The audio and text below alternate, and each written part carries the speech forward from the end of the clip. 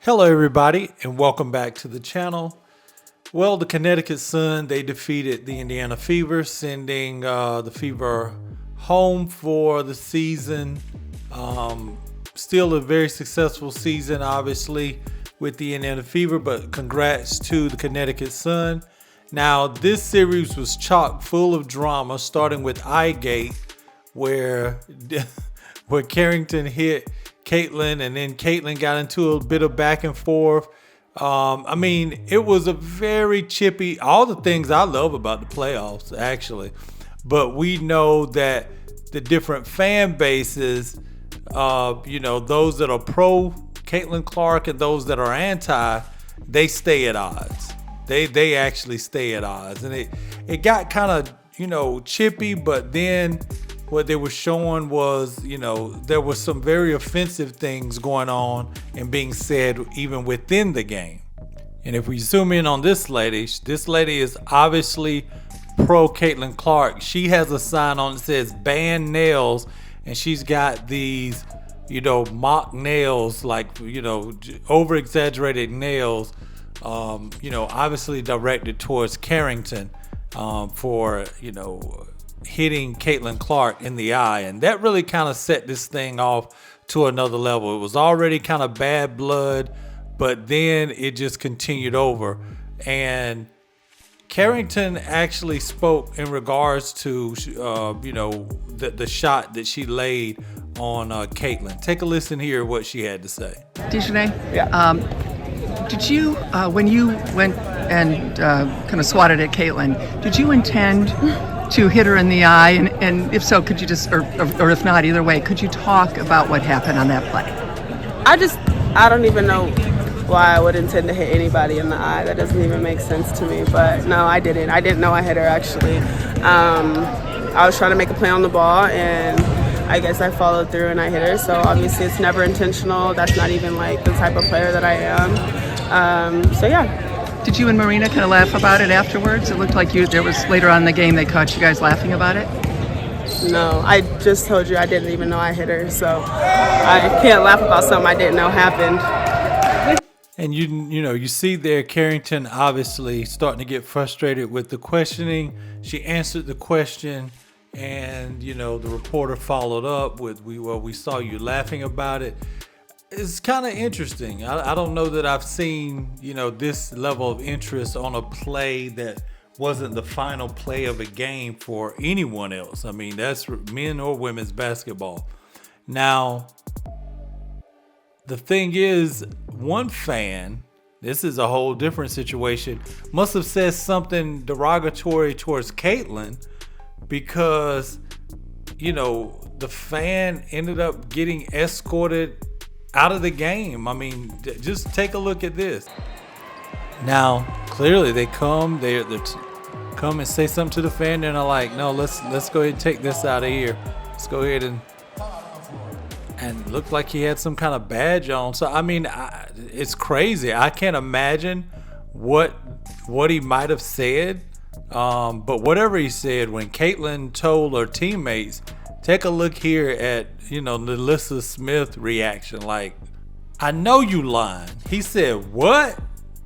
Then there was the situation in the post game where Alyssa Thomas was actually talking about, the racism that she felt like was she hasn't experienced anything like that in all her years in the league. I think she's been in the league about 10 years, and she said, never have I experienced anything like this. Take a listen here at what she had to say in the post game. There's been a lot of noise across the country heading into this series and before each game, but from each tip-off to the final whistle, the Sun have been locked in, professional, and taking care of business. What does it say to the professionality of this team that you've been able to shut out the noise? Honestly, it's been a lot of nonsense. I think in my 11-year career, I've never experienced the racial comments from the Indiana Fever fan base. We had her face on a serious matter that happened in this world, and it's unacceptable, honestly.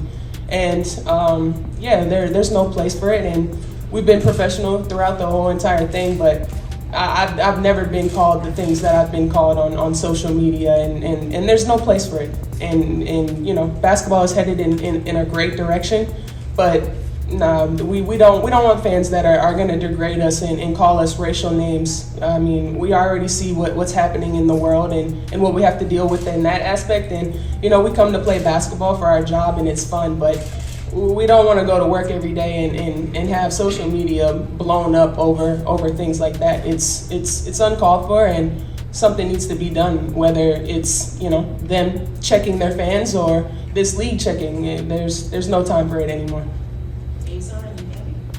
Now, reporters were also able to catch up with Caitlin Clark. They talked to Coach Christie's and Aaliyah Boston about the season. I thought this was interesting. Aaliyah Boston made a comment, and Caitlin Clark kind of looked, which I don't know what it means. I mean, she could have just been funny, but take a look here at the video.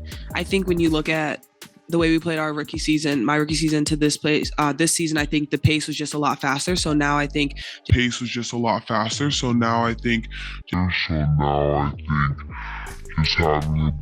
Now, Caitlin is crazy, so who knows? I mean, she's a bit of a jokester, especially with her teammates. So who knows what that really meant?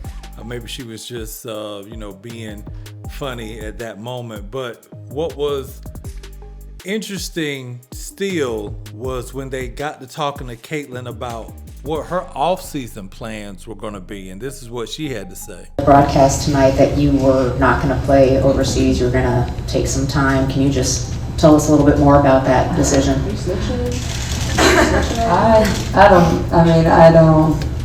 I was focused on beating the Connecticut Sun. I haven't thought too far down the line. I don't know what I'm going to do tomorrow. I don't know what I'm going to do the next day. So maybe play some golf.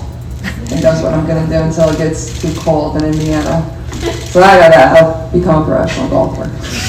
Not too much faith. Yeah. Wait, keep it basketball. Now, this wouldn't be complete if we didn't point out that, shout out to, Dejanay Carrington. She actually got most improved player. She was, awarded that, and very deservingly so. I mean, she played very well all season long, but it seems like, that series, it's just interesting when you have to play someone you're romantically involved with. And some questions did arise with, who is she playing for? Is she totally locked in beating the Connecticut Sun? And I understand that. That's a hard dynamic. That's just a very hard dynamic. And there was even talk with some saying she was unhappy in Indiana, and she let her frustration show some on social media. She only played 9 minutes as a starting power forward in game 1. There was rumors that she was so ready to leave Indiana. She was didn't like her role there and everything. And take a listen here at her interaction with fans that were screaming for Caitlin.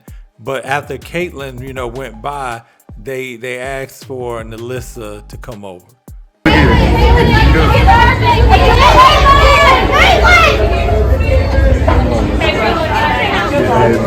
Nalissa, can we get a quick picture? Now y'all want me, That's great. I said you first, Nalissa.